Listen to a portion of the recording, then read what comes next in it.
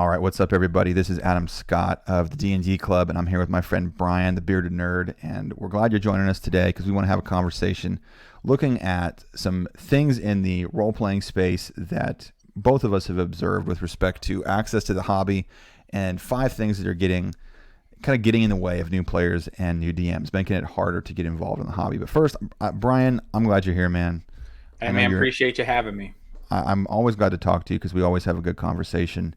And you're a new dad. You've got the bearded nerd media brand you're working on. Just Yeah. tell, what do you do, man? Like, what do you do? Who are you? What's your thing that you do within the hobby space? Again, thank you for having me, man. I always Yeah. appreciate our conversations. I love being having a chance to just talk to you, man.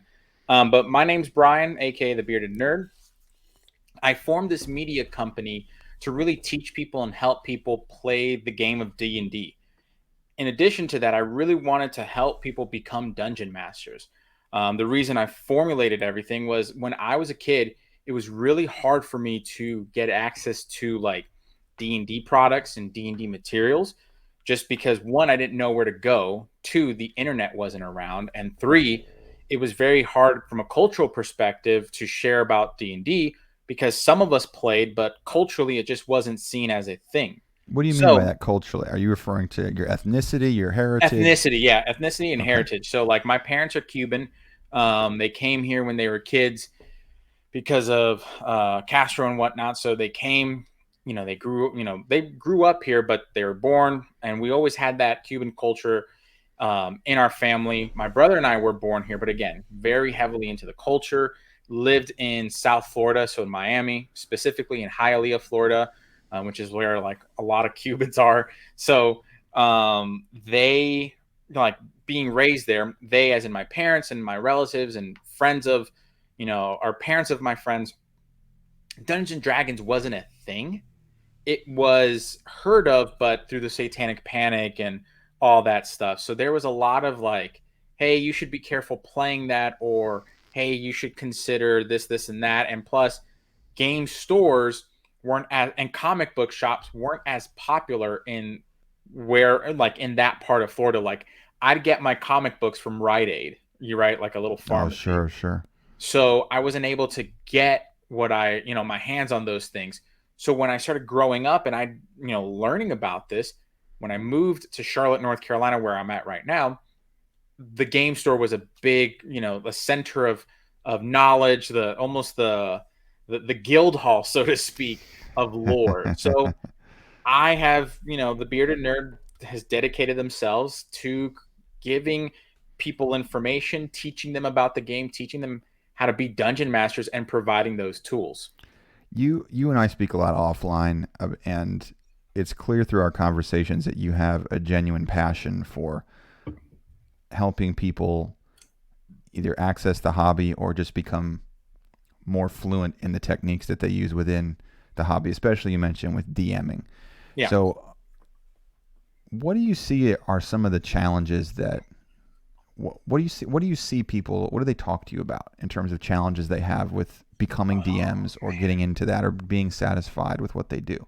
that's a great question. I put a lot of polls on my Instagram about this because I get questions all the time on a variety of topics as dungeon masters. How do you world build? Oop, How do you Brian. create Oop, we got a a little lag. oh, sorry about the There we lag. go. That's all good, man. Perfect. Um, Keep going. Basically, I make sure the questions I get are really, they vary. I get everything from how do you world build and create a city? How do you put lore into a game that's believable? How do you handle players when they're being a wang rod, right? Things of that nature. I had one person tell me in a comment yesterday that they had a lot of trouble with dissecting and actually it was a live that I went on TikTok. The person didn't know how to handle a situation when their player, who's also their cousin, became really upset at something that they did as a dungeon master. So them having to explore and navigate the kind of that fine line between dungeon master and family, right? DM player relationship and then familiar relationship. So I get a variety of different questions. You mentioned that there's that like relational aspect dealing with For like sure. when players. Absolutely. I mean, because in my context for D&D, I don't want to put words in your mouth, but we have a lot of synergies in terms of what we talk about. For me, I talk For sure. a lot about how D&D is more of a relationship, and it's a game that Mhm. is used to build relationships, and the game I can agree. be awesome, but if you don't have, my philosophy is if you don't have relationships within the game itself, things start to fall apart. You can't play if you don't Absolutely. have relationships. That's different from video gaming. Like you can get on and play World of Warcraft and grind all you want without a gaming buddy. Yeah. So It's way more fun to put like okay, here's a good example. One of my closest friends, John, and I, we played Diablo. We used to play Diablo 3 for like 12 hours on a Saturday. That was how we would hang out, and that's just what we did. We would just yeah, do that and it was great.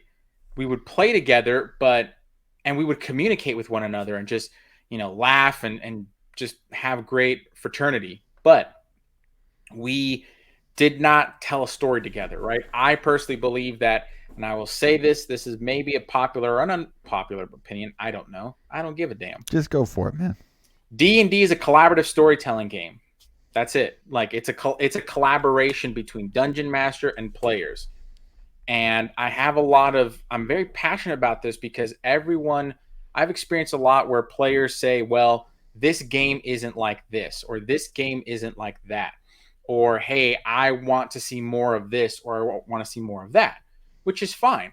I will cater as best as I can as long as it fits the story. Hence the Sure. reason I believe the rules that are written, as you can see right there, all those books are just suggestions to help you tell a better story, Yeah. or rather the story that you want to tell. I What you're talking about makes me think of there's some things that we kind of talked about ahead of time as things that maybe we could come up and discuss. I wanted to Mm-hmm. talk about this one. This is something I think about a lot. Okay, And cool. it's something that it's not necessarily exactly what you're talking about, but I think there's certainly elements of this. And what I mean by performative versus collaborative D&D, let me define the two.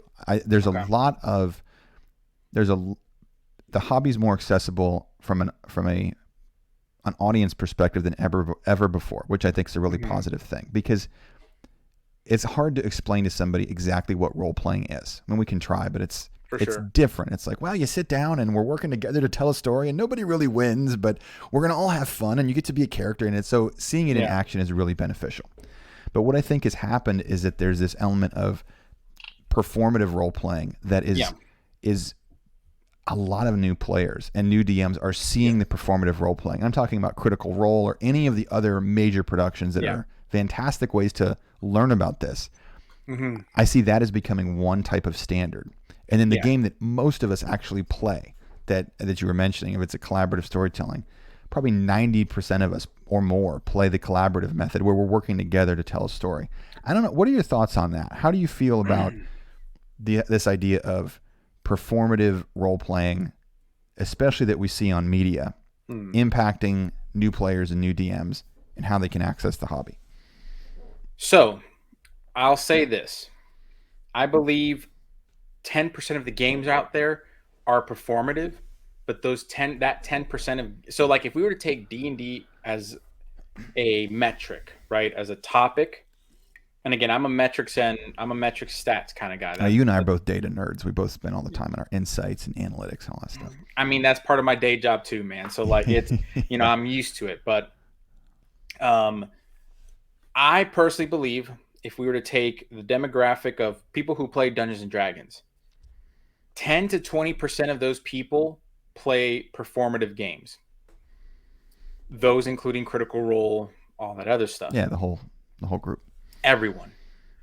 That 10-20% is basically overshadowing the 80 to 90% of actual games that are being played in person or virtually. Some of the best games that I've played are collaborative, right? And I say this because when you play a collaborative storytelling game, you're there to play a game. You're there to tell a story while you play the game, right? The Yeah. story is going to be there. The way you tell the story and get there is the game, right? You could Sure. do this if you wanted to do the same thing, you could do it through film or through photography or something like that. I believe the performative games out there are fantastic and they do tell a story, but because they're performative, there has to be some level of scripting. There has to be some level of, this, and that. Like there's a level of production that goes in it. And I'm all for that. I'm definitely all for it. I think there is room at the table for that too, right? I just think that most games are collaborative and they can become performative as well. But games that are performative can sometimes miss the collaboration aspect because they have to focus from a performance perspective. They have to focus on the stories of different players and then the story of the group itself. Does that make sense? I think I follow you. So I'll give an Yeah, keep example. going. Keep going. In a performative game, the actors, right, the characters are all going to, one, play their character and have a good time. Two, they're going to have their own personal backstory and character development that you, as the dungeon master, want to help for, kind of go through. So let's say you have a group of 5 players in a performative game. You have to make sure each of the 5 players get their chance to shine in game, right? Yeah, they've got their time to They have their produce, time. to Correct. They entertain. have their time, and you have to explore their character development, so on and so forth. But in addition, the group has to have that story and that narration. Sure. And the group has to pursue their thing. So let me follow up with this because Sure. I want to dig in on this a little bit. Barry Bott, who is a player in our What's up, Saturday Barry night Bott? game. Barry Bott's awesome. Barry Bott's a player in our Saturday night game on Twitch, is a newer player to the hobby, is Okay. putting themselves out there on Twitch on a live stream for the idea of trying to share what it's like with others to kind of set to be a source of inspiration for others. So Mm-hmm. one, Barry Bott is doing that, which is awesome. That's And legit. Barry Bott volunteered to do a show on Saturdays with me and Jason of Hell yeah. TTRPG Academy, and we're going to talk about new player. Oh, Jason's awesome. Yeah, the new player experience. So Barry Bott has done an amazing job of coming into the D&D club world and Mm-hmm. really asking great questions from the perspective of a new player. And so I put their question on the screen. So is performative more of production value? How do you feel about that, Brian? Is it like a I think it production is. thing? I believe that a performative show, again, it's a show. It's going to have more Is it production all? Is value. it always a show? Can you have like a home game where you're performing for each other in your mind? Absolutely. Critical Role did it. Critical Role has done it. Now, with that being said, they're all professional level actors, so they understand. They first had. I mean, let's backtrack. They had about 5 years of a game together. I think it was about 5 years or Because they all so. played in a home game to start. That they just were It was buddies a hanging out. Pathfinder game that then was converted to 5th edition, Okay. if I'm not mistaken. And they played together for at least 2 years, weekly, consistently. So, with that being said, when that happened, and they transitioned to Geek and Sundry, they were playing their homebrew game. They were playing their game and they were just showcasing it. What they were doing, and this is where I've told folks that have reached out to me from like a coaching perspective, and they've said, "Hey, how do I make this into this very same question? How do I stream my game? How do I make this, a thing?" Yeah. Well, they had that formation and that connection beforehand. But in addition to that, they it's what I tell people when they make content, right? Create content versus document. They documented themselves playing the game, and then people enjoyed it, liked it, and then obviously because it started to grow and grow and grow, they were professional about it and Yeah. interacted with their audience and with the community that they built.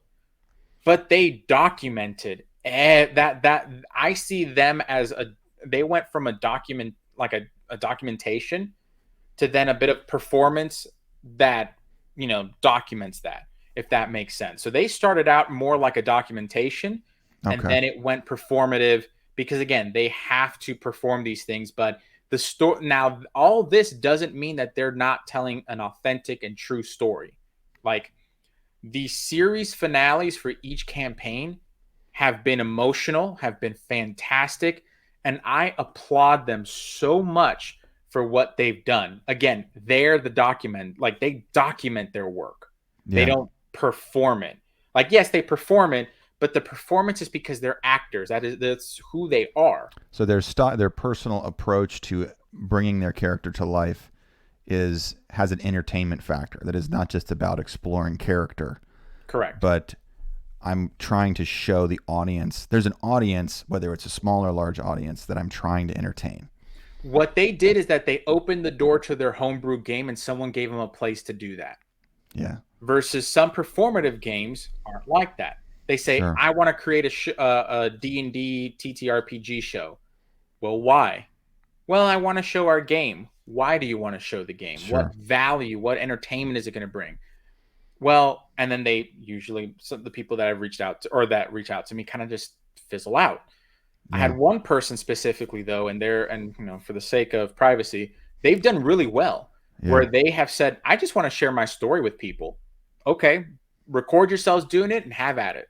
Yeah. And that's what they've done. And I value success not only from a metric perspective, but they're happy. This is their outlet, and they're happy. So thumbs See, up. I think, and that's something that I want to touch on, because I think that there's this idea of performing a game for others with providing some type of entertainment value, whether it's in a small group setting where you're just performing for each other, practicing, trying to purposefully entertain, or you're actually putting it out there to try to entertain others. I see a lot of newer players in my Instagram and a few in the Discord, not a lot in the Discord, but people who come to me and they say, like, I don't think I'm going to be good enough. I don't think I'm going to be a good enough role player. I don't think I can go to a new table and fit in well enough. And that's imposter syndrome. Yeah, well, and they're seeing people who are doing things professionally, usually in a professional space. Correct. With, as Barry Bott mentioned, that like production value, and that can be so intimidating. So how, as a new player, what would you say to a new player who came to you and said that, like, I really want to get started, but I feel like I'm just not going to be good enough? What advice would you give them to get started so that they can overcome that? Because I hear that all the time with DMs and with new players. I'm just not going to be good enough because I'm not producing like a formal production. Sure. So for the sake of keeping this PG-13, I'll say this. Who gives a damn? You do what you want to do. If you want to give a professional level production, strive to be like that, right? Strive to get there. If that's your goal, let's say here's a good example. If you're a new player and you say, man, I really love Travis Willingham's performance of Grog from Critical Role season 1.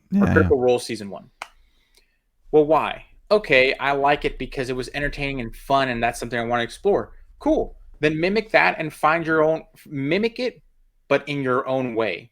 Like, do what they're doing, which is having fun, making a silly voice, and just living it up, but for your character. If you are, let's say you're a new player, but you're an amateur voice actor and you're like working that. Okay, utilize this time to practice your craft, but really get into playing Dean. Just honestly learn how to be a good player. Don't worry about What does it mean to be a good player? Listening, collaboration, working with your party to to tell a story. More importantly, being respectful of one another. Don't be a D-bag, right? Don't be don't be an asshole. Don't be an asshole. No, don't be a dick. So could you have an evil character that is truly a self-interested character in a party that has good? Absolutely. So the way I run my game, this is how I run my game. And I thought I was doing something special, and then I started playing in Ray, aka Got DM's game, and he's been doing this shit for 28 years. And the same world, characters built upon one another. It's crazy. But in my homebrew game, I don't have a BBG. There's one kind of BBG that's kind of vague and mysterious. But I love running characters and parties against one another. Not intentionally, but I allow their ideals, their perspective to take over. Let me give you an example. There's a group of players in my game right now who are having to clean up the mess of a previous party. Oh, nice. So the previous party is now kind of that BBG, because not only do they have to clean up their mess, but they go against the other party's values. So now, naturally, I'm setting that up to for them to go against one another. Interesting. And Does that make you run like a living world, correct? Where Absolutely. I you run a have living world. My world's been living for about 6 years now. And that's why I mentioned Ray, because Ray's been I remember telling Ray about this. And he was like, "Oh yeah, dude, that's what's worked for me for the last 28 years." oh nice. And that's pretty much, I was like, "Okay, cool." I didn't beat myself. I usually tend to beat myself up and say, "Oh man, like I didn't come up with that idea on my own." But then I thought, hell, wait a minute. Like if this idea worked for, a guy who's been running this for 28 years, and it's, I kind of came up with it, then this proves that this is the way to run D&D. Yeah. That's, at least that's my personal opinion. That's But great. anyway, new Well, players, yeah, anything you can share. Look, there's D&D is a lot like teaching. It's a lot like parenting for because it's sure. about relationships. There's a lot of ways to get to the end point. And there's no, like, that's why I would never go to someone's game and say, hey, your game is right or your game is wrong, because No, everything is about the relationships at the table. There might be games that are better fit for certain types of players, certain types of absolutely. demographics. Like, I run into that all the time. yeah, I had a player who wanted, this individual came from a Warhammer 40K background, and this person, unfortunately, we had to kick this player out because they were causing a they were throwing a wrench into the relationship and the dynamic of the rest of the party. Now yeah. these players are amazing. I met them through Facebook, and lo and behold, now one of my players actually made my daughter um, dice, like stuffed Oh, animal nice. dice. Oh, that's cool. And going back to relationships, D&D TTRPGs is about a relationship. Each person may not want to build that, or not that they don't want to build that relationship, but they want to build it in a different way. Yeah. Some people build relationships through wargaming. That's what they do. Yeah. Oh, yeah. That's how I got my gaming life started, was in like Avalon Hill tabletop wargaming. I want to bring the chat in because there's a good discussion going on. Yeah, I would love to hear. Barry Bott says it sounds like it's a style of storytelling, but format is what changes it. Does anything get compromised when you make that change? The immersion and collaboration are still there. So I guess going to that performative style of Mm, storytelling, I think for me, what I see is definitely the idea of entertaining versus self work becomes a little bit more prevalent. correct, because I mean this is a business, right? Critical Yeah, Role is a business. Critical Role, when they first formed I think, I don't know if they're an LLC or a corporation. I get into all the all those fun. they're a business. They're a Okay. business. Yeah, I didn't know if they were like an LLC, like a partnership, They're an or they're like entity. a C corp. Okay, They're they're an an entity. entity. Yeah, that makes sense. I think So as Willingham's an the CEO entity, of it. Yeah, they're an entity. yeah, yeah, that's right. So Brian, the MBA holder here, is gonna as one of my cousins from Nowlands, he says, "I'm gonna learn y'all something. Um, I'm gonna teach y'all something. When it's a business, priorities shift, right? If you have a priority to your shareholders, or which I believe they're a private company, so they have an interest to their investors. They have a duty and an obligation to their investors. Things have to change, right? Stories are still told, but the production value, the elements, and as Barry Bott said, the format changes. There's still immersion and there's still collaboration. I think personally, what makes Critical Role unique, they captured lightning in a bottle. They did not compromise production value. They enhanced it. They still immerse their players in things in their story, and they still collaborate. Sure. Matt Mercer. I will give him this, is a freaking genius when it comes to this. But that's because they're all dedicated to their craft, right? Other production companies and production shows are trying to live that out, but they are missing that lightning in a bottle. They're missing that thing that oftentimes they compromise their story in Yeah. order to get the money. And the thing is Sure. that long term, and we don't think about this because of time, they had been playing 2-3 years beforehand. Critical Role has been a live show for almost, it's getting close to 10 years if you think Yeah. about it. They're like closer to 10 years than they are 5 years. Sure. Um, they've been doing this. You're gonna, For a you know, long you're time. yeah, they've been doing this for a long time, but they don't that length of time and them staying true to who they are has Yeah. gained them the ability to be where they're at right now, right? They didn't sell their show. They haven't sold anything, their rights, anything Yeah. to Amazon. No, they're working with Amazon to produce this show, Legends of Vox Machina. They're Sure. working on I think it's Darrington Press. Again, company. So yeah, they are a C-suite, a C level organization or an S corp S corp or C corp, but because they have multiple entities within themselves. Sure. They I created their own gotcha. publication Yeah, process. yeah. They You know what they I'm have saying? they have They're a doing brand and a everything. mission to produce for the company, and that changes the approach. And I want to show on the screen here too. Winter. Winter comes and hangs out with me when I play video games. I'm just blowing off some steam, so I always appreciate Winter showing up and just hanging out. Winter says Winter. it definitely sends the wrong idea to new players. That the point of most outreach in the hobby is not indicative of actual play at most tables. So, like with Critical Role, it can be a false perception of what the game should be like. For sure. And For sure.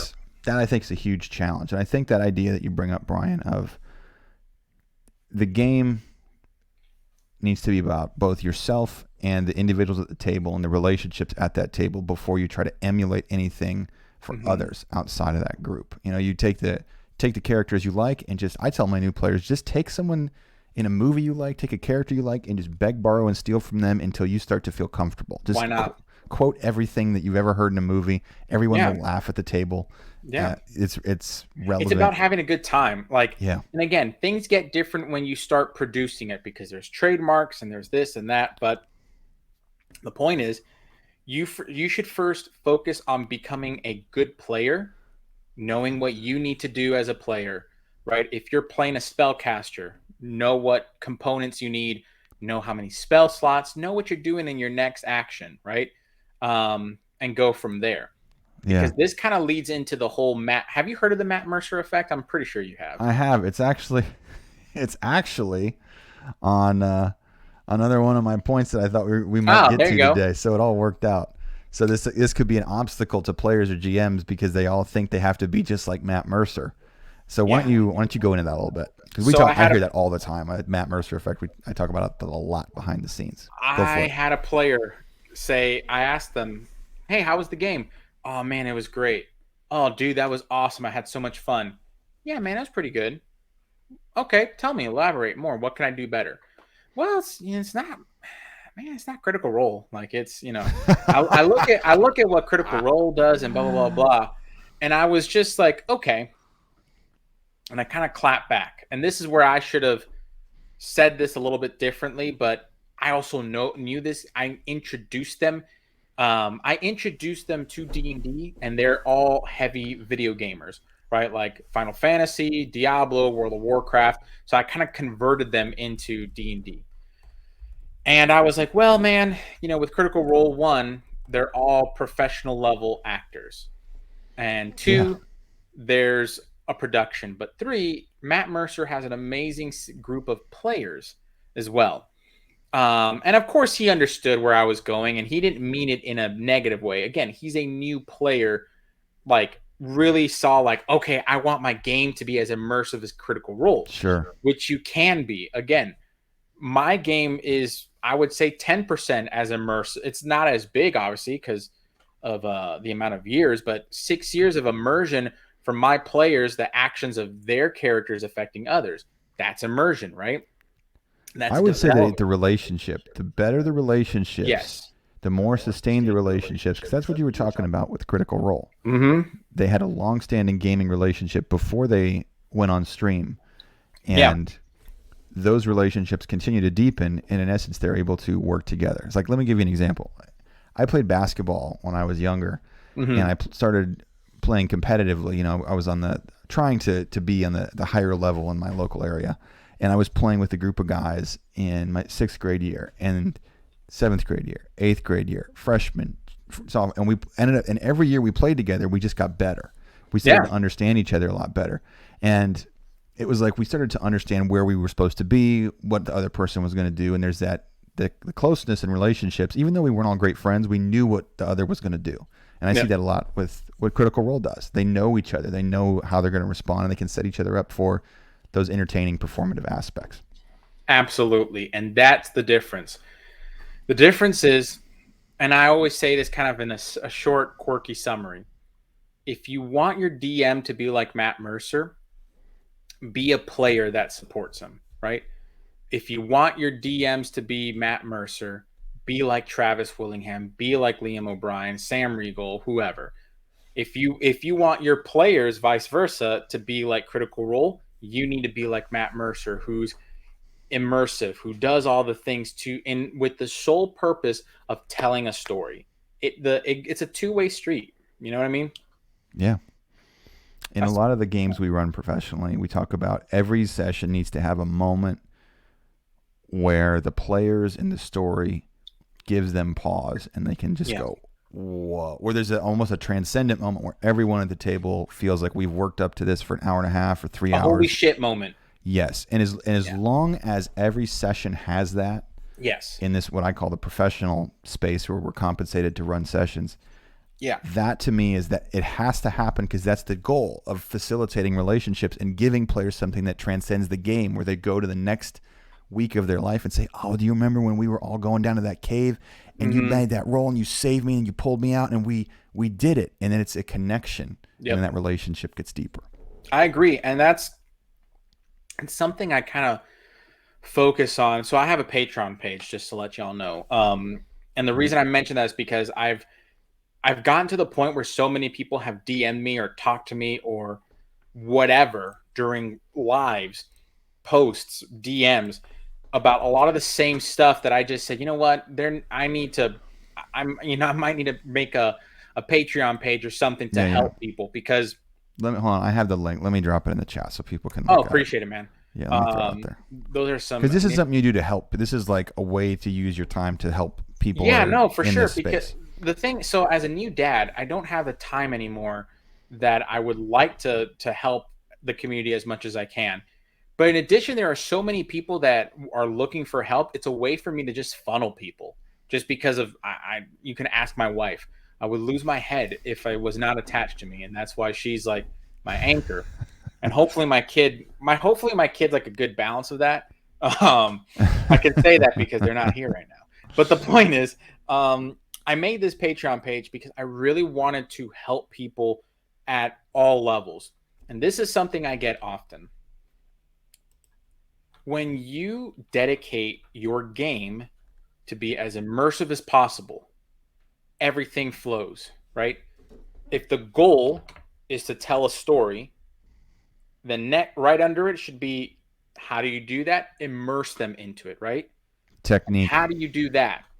Terrain, minis, all that other stuff helps with the immersion, but you can also do theater of the mind. It doesn't matter. The human brain has the capacity to do anything and everything that they want with a goal in mind. It's like when people want to get jacked, right? When people want to like get jacked and get healthy and do all this stuff. Okay, I don't have gym equipment. If you're really dedicated, you'll work it out.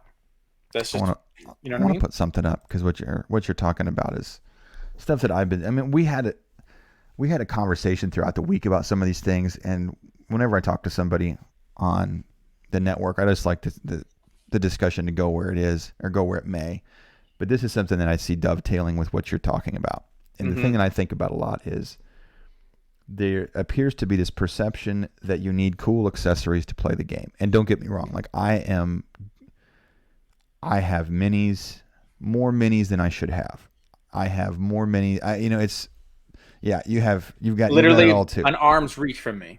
Yeah. I've got minis everywhere. I've got minis on my desk. I've got dragons up on my, like, literally. I have dragons all over the place. It's, I commend you. Yes. So it's part of the hobby I love. Yeah, me too. And Plastic crack. I get it. yeah, yeah, it's plastic crack, dude.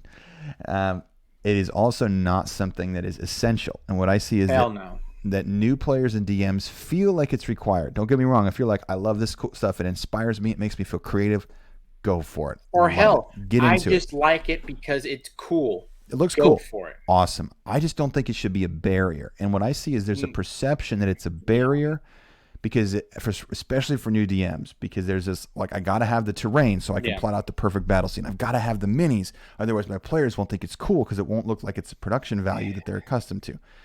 What do you? How do you see this? What do you see with the cool stuff required? And I Well, want to get into technique too in a minute. But go ahead. Sorry, I allow me interrupted. to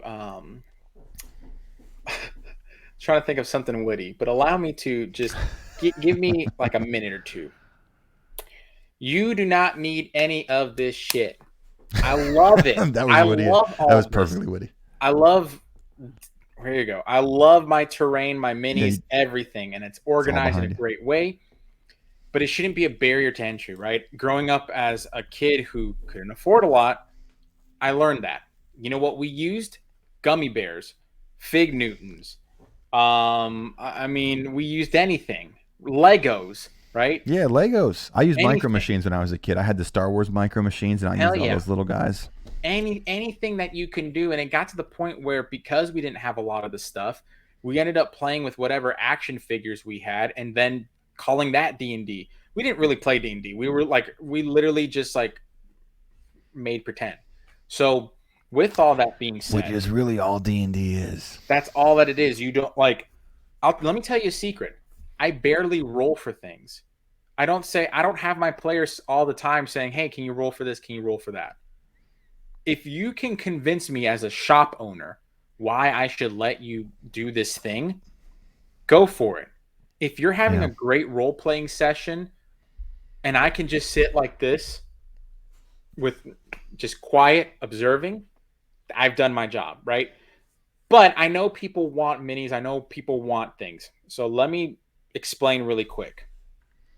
You can do, and I'm going to shout out some people that I really admire in the community Yeah, that go are for it. doing great things. First off, Gentleman Game Master, that dude on Instagram, again, I believe he is one of the best, in my Yeah, opinion. Malcolm's over the top, man. He's one of the best DMs out there in that regard. So I love him. If you want to be like him, check him out. And let me But drop. some of the I'll drop tools the that you link in the. I'll put it in please the. do, Here, let me put because it up. he's an amazing DM, one Yeah. of the best. But my biggest thing is this. If you want to use those products, if you want to use those things, scale it to your affordability, scale it to what you need to do and want to do. Okay. There's a company out there called Tactical Tokens. They saw and said, wait a minute, minis are really hard to store and it's crazy, blah, blah, blah, blah. But I don't want to use a quarter. Let's make a mini, quote unquote, out of a token that big. Sure. And you can stack them, you can do whatever. So they're great. So you can use tactical tokens in your game and a grid map to help. Okay. You can use, and I believe right here, right there, Dungeon Craft. That's from 1985 games. Guess what it is? It's paper terrain. You cut Oh it. yeah, they have cool You, stuff. They sent me some of their stuff a while ago. They got yeah, cool I stuff. love it. You cut it, you place it on your map, and you can use those tactical tokens, gummy bears, Legos, whatever the hell you want, or minis, doesn't matter, and go from there. Or you can go, you can, if you want to, again, underscore, underline, whatever, if you want to make the purchase with minis and terrain, get them painted up, do whatever, because you enjoy it as a dungeon master, you enjoy it as a player, for sure, go for it. When I started playing 5th edition and 3.5 and all that, I bought a mini because I like minis. I like that tangible representation of my character. I mean, here you go. This is another mini. I know you and I. We both got that. We both got our guys right here. Yes, sir. This is a Hero Forge mini. Ah. I love Hero Forge. I love the customization. Unfortunately, I broke my character's sword, but I have the STL, so I can print that You out, can no print it problem. off. Yeah, whatever. Or I can kit bash if I want, right? I don't care. But the point is, I like miniatures. I love them. So I'm going to buy a bunch of them. I'm going to have people paint them for me because I suck at painting and I don't have the time to paint, Yeah, especially with my daughter. She, I can't really paint when I'm holding her and she starts to grab that's my tough. beard. It's a little tough. That's just, Yeah, but I tried to paint when we had the youngster. I started painting a lot when she was asleep. That was the only time. yeah. See, It's while really she's hard. asleep, while my daughter's asleep, I'm creating Patreon content. I'm Yeah, helping customers and clients and folks in the community. I'm working. I'm doing so much where I have a friend of mine from the game store, which again, promoting. I like to promote folks who are in the community, you know, trying to build their own business, right? yeah, So they paint minis. Hey, I have buckets full of minis. Paint them for me. cool. I'll pay you. And I And that's digress. I but digress. that well no, but the thing is like I know you're passionate about different parts of the hobby. That's what makes it fun, and that's the thing I want new players to realize and new DMs is that this should be fun. This should be about Hmm. relationship building. For sure. There shouldn't be a form of social pressure where you feel like I don't have a specific No. goblin thing Hell no. in, I don't have a horde of goblins that looks like goblins in the book, so I don't know if I'm going to run a good encounter. Who cares? Throw some Oh, quarters let on me the tell let table me tell y'all and go something. for it. Oh, hey, what's up, Guardian DM? Guardian DM What's up? is one of our DMs that works for D&D Club, Oh, what's and going on, he's man? actually going to be doing a lot of work for us on Twitch here soon. So, what's going on, Guardian DM? Glad you're here. All right, go ahead. I was interrupted. No, no, no. You're good, man. So I utilize a bunch of different minis. I don't use anything or anyone specific. I am not married to anyone specific. Except your wife. Exactly. That's the only person I'm That's married to, and the I'm guest and limitation. and that's it. Um, I'm not married to that. If I'm gonna use WizKids, I'll use WizKids because I like them. Epic Encounters is an amazing box where they have like an epic encounter again, and they have a miniature or minis. Great. A whole setup. Oh, they have the whole setup. I'm actually running those, and they're pretty legit. The Game of Thrones tabletop war game. Oh, those are good. Yeah, I I've seen those. love Those are them. I nice, and they're use them all the affordable. time. You can get a lot of them at a relatively low price. For $35, I'm looking at the box of Baratheon Knights. They have the helm and the Oh, antlers and all that nice. other cool stuff. You can't Hey, get that anywhere. That's $5 a mini for 7 or 8 yeah, minis. That's pretty you good. can get a lot of play out of that, and that's the Yeah, thing that any new player, I would encourage any new player, any new DM, and any long-term player and long-term DM. If somebody comes to the table and says, "I can't afford the minis," that should not be a mark against anybody at the table. correct. That should just be, "Hey, that's all good. We're glad you're here." That's what I say to anyone who's in my game. If they're like, "I didn't know if I prepared well. I don't know if I did this right when I with my character sheet." I'm like, "I'm just glad you're here. That's the Correct. only thing that matters. You decided to come and do this thing that is potentially scary because you're putting yourself out there a little bit." For sure. Um, and there's this thing that I see a lot of players get worried about, this need to keep preparing. This idea that like they have to prep, whether it's backstory or my character sheet's not quite perfect, or the DM is like, I just don't know if my story is ready to go. And I want to throw out the idea of why I think this comes up. And I think I'm going to say it's lack of technique, but I don't Hmm. mean that in a pejorative sense of like, oh, you're not a good role player. No, no, no, no. It's not it's lack of technique in the regards. Okay, can I tell you a secret, dude? Tell And me a all of secret. Twitch, Tell all of I Twitch. Go don't for prep shit. it. You know why? Because I spend time when I prep. I'm writing my world. I'm Yeah. building my world, and it's a living world. I'm building the foundation where I say, "Hey, okay." Here's a good example. My players are now headed to the Dukedom of Garceau. Garceau is where my other players that I just mentioned earlier back, they did some shit, messed it up, and Messing now shit up. this other team or other party has to kind of deal with that, right? Okay. I just sent, I have some notes saying, okay, this is the current status of this location. These are the people, places, things that they can go to, and it's done. Why do Yeah. I do that? Because players they're like cats. Like you're shepherding, it's like you're like shepherding cats at some point. And I say that with all love because I love my players to death. Yeah, I yeah. have grown so close to them in the short amount. We haven't been playing a year, and I've grown so close to them. I just make sure that like my whole world, if they decide, oh, we're going to go to this other part in the continent, cool. When are you guys going in 2 weeks? All right, I'll make sure that my notes for that part of the world are up to date, and we're good to go. And then things happen, and then you improv when you get there. And there's Exactly. ways as a DM to use improv techniques that new DMs.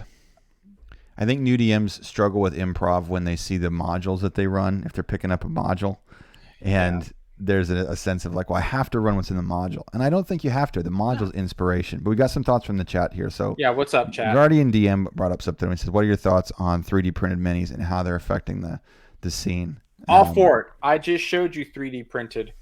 That's my 3D Yeah, printed mini right there. I'm all for it. I'm all for buy the STL or create the STL, whatever the hell you want to do.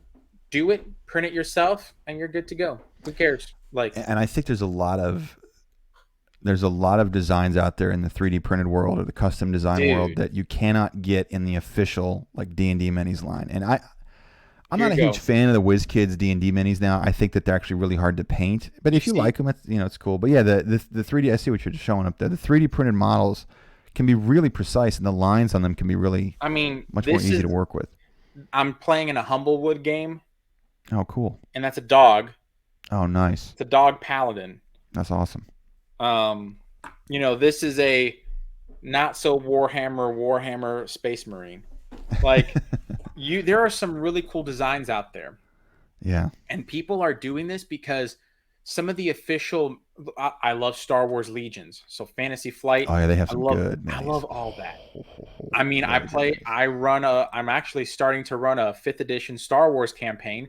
I'm using the Star Wars Legion minis because they're beautiful. They are very good. And I And they're easy to appreciate that paint too. Guardian DM. Like Yeah. I appreciate the commentary because that doesn't get brought up often. 3D printing is amazing. It again, yes, if you can afford it, great. But what we were talking about, it lowers the barrier of entry. Sure. You don't have a Sure. mini? Let me print one out for Print you. one No up. problem. Yeah. Got some people popping in on the audience. If we've got anybody who's lurking and hanging out, that's okay. I'm glad you're here. I just appreciate you hanging out because these types of pop-up conversations that we're able to have on D&D Club are, I think, helpful to people who are looking to access the hobby and people who want to develop their social relationships, For sure. gain more confidence. We talk a lot in kind of the behind-the-scenes stuff with D&D Club about how role play can be a great tool for mental health and building confidence and working on Absolutely. personal things for in a personal growth sense. Do you have anything like that? Do you see it that way? Do you disagree? I'm curious what you think on that. I think D&D is therapeutic. It should not replace therapy, but I think it's Yeah, therapeutic. it's true. Um, Yeah, I'm there's a couple of people and organizations that I will most likely maybe be working with. I don't want to say too much, but I am, and it's going to be more therapeutic in this yeah, regard. Um, and I'm very passionate about it because I think this can help people. Again, it's telling a story. What did we do as our what did our ancestors do? We gathered around a fire and we told stories. What do we do now in holidays, events, whatever, gatherings? We tell stories. Hey, remember when this person did that? Oh, that was so epic. We do the same thing in D&D. yeah, We're just now creating our own folklore, right? yeah. That's what we're doing. I've been reading a lot of Joseph Campbell. Are you familiar with who Joseph Campbell is? Yeah, I know Campbell. Okay, I'm just checking. Yeah, I don't I want to be got you, like, man. you know how I am a Campbell is. Renaissance man, my Like, friend. oh yeah, you know Campbell. I know Campbell. I've been finally making my foray into him, and he talks so much about the nature of mythology and how mythology helps us No, overcome I say I things know we can't Campbell go through. because I literally paid to get a degree in history and philosophy, Oh, and nice. just for D&D, Just for just so you could nothing do D and else, D games. just D&D. So no, Just I do like that you mentioned Campbell. I would also like to introduce Aquinas oh and yeah, bring Aquinas into this because he is an amazing thought provoker. And but you mentioned about mythology, and I don't mean to cut you off or now anything, go but for it. comic books. were American mythology, right? Lord of the Rings was the mythology of the English people. Tolkien said, the Saxons, damn it, they took it from us. They did. And Yeah. the Saxons invaded, and later on, the Norwegian Vikings, and I think the Scandinavian Vikings later on, they completely disregarded the Woads, the WOAD, the Woads who had a mythology. They completely, wiped it from existence. So Tolkien made Middle Earth to give England that mythology, right? That's what we do at D&D. It's the truth that we all know, but we need a different way to say it. Wise words, my friend. Yeah. Stumbling across things one by one. Winter here says, recently I was playing in my level 20 halfling and monk visiting her father for the first time in her life, and I realized I was using her as a catalyst for my emotional wounds. I didn't know until I turned the knob to open the door. Oh, shit. Yeah. It's I true. appreciate you sharing that with us, Winter, because that I think Yeah. happens with a lot of players that we use these. Brian, you and I have talked about this, that our player characters, whether we realize it or not, often are thin layers of ourselves that we put in front of us to interact in the game world. We just kind of put them right there, and once we make that connection between our actions, the character's actions, we actually can have some personal growth from it, or just some personal realizations in terms of things we're struggling with or challenged with. There's a little expansion on the comment here I want to put up. I was lucky that my dungeon master realized and dealt with it appropriately. It made for one of the best scenes in my 2,000 hours of playing. Well, I want to say first, I appreciate you sharing that, and I want to Yeah, also that's go ahead. I'm awesome. sorry. Go ahead. Now I was gonna say, first and foremost, Winter, thank you for sharing. I can only imagine the level of vulnerability that you had with your players and with your DM. And that just goes to show that you're in an amazing group. So that's one, I Yeah. want to say that. And I want you to always make sure that if you don't feel like that with your players or your DM, then you can find another group. But the fact that you're in that group, that just goes to show who your DM is and who your players are. And I commend you for that. Again, I just love hearing that. So sorry to digress. I just love No, hearing it's great because that's really what this is all about, and I appreciate you sharing that, Winter, because that is what being able to get to those moments I think is one of the goals of D&D Club, and being able to I appreciate Winter being willing to share that, and that's what I see. That's why I like to work with DMs in a professional sense, because I yeah, think the role of DM can put a person in an unexpected position to do some really valuable good or sure. some inadvertent harm. And when they have a technique behind it as to how to understand what players are doing as they navigate their player characters. That's why I love working with teachers and people who have backgrounds that where they work with lots of people, because it Yeah. really helps support those in the game to get to that point, to have those realizations, to share what they and the challenges that they're going through. Well, to add to that, there are DMs like Winter's DM that was amazing. I have had a DM that honestly, um, I realized that because I have to say I have a pretty good relationship with my parents and with my family, and my character is the catalyst of that. And I've noticed that, oh, I'm playing a version of myself in this character and in this game where when my character's father passed away, it felt like my dad was passing Wow. away, to the point where I Wow. called my dad to say, "Hey dad, how you doing?" Because in Spanish I call him viejo, which means old man, but it's like a term of endearment. Sure. Like for Cubans, calling my mom or my dad viejo or vieja, like that term of endearment, it's just a cultural thing, right? And it's meant with like, you couldn't tell that to my mom because that would be offensive, but I could because she's my mom. It's context. Yeah. But like I called my dad literally right after and he was like, "Are you okay?" And I was like, "Dad, I just want to say thank you for being an awesome dad and I love you." And of course, then he made a great dad joke and I was like, "Gotta keep that in the books." But you have great DMs like that, and then you have DMs who I will not say their name, but publicly made people feel extremely uncomfortable on a freaking Twitch stream. Like Sure. it was horrible. And I have not heard from that person again, which, it is what it is. I'm not going to judge or anything, but it's probably for the right move. The point is, a dungeon master can make it or break it, right?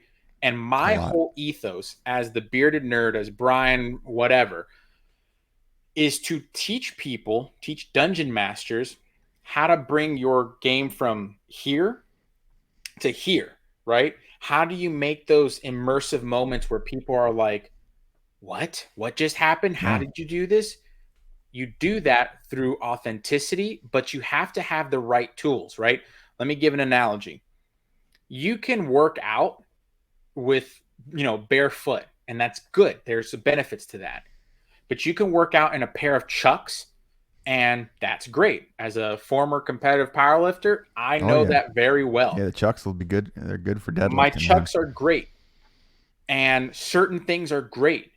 But you know what's even better? When I can purchase these things that are going to help me be a better lifter, that's going to help my game, Yeah. long term. And that's how I see myself and what I do.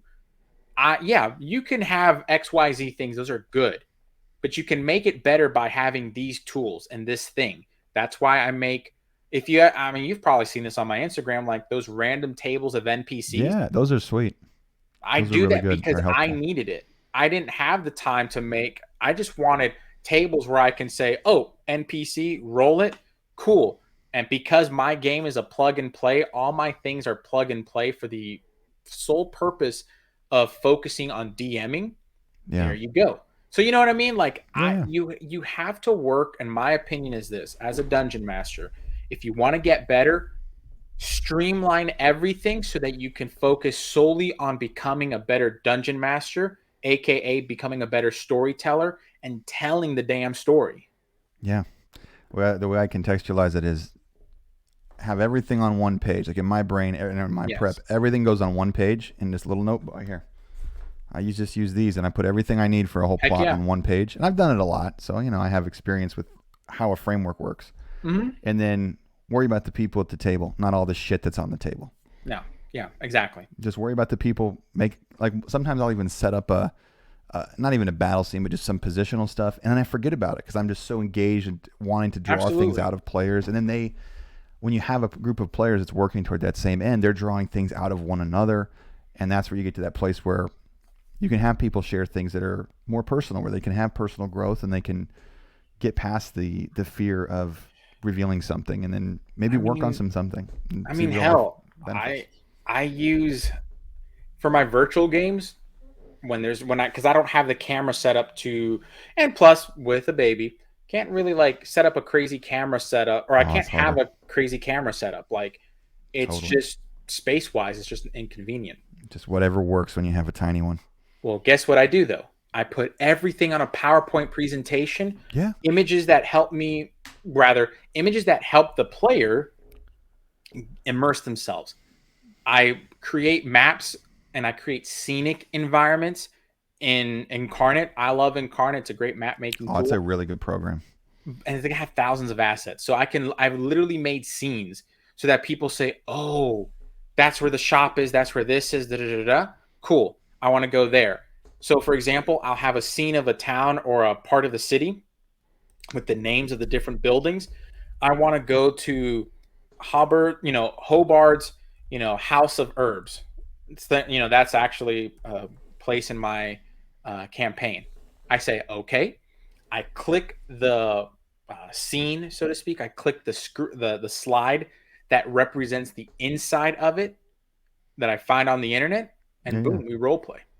And then when Easy. you don't have to put the time into all the prep, you're able to put the time into the people. That's what's most important, and Yeah. that's what I see the difference with my services.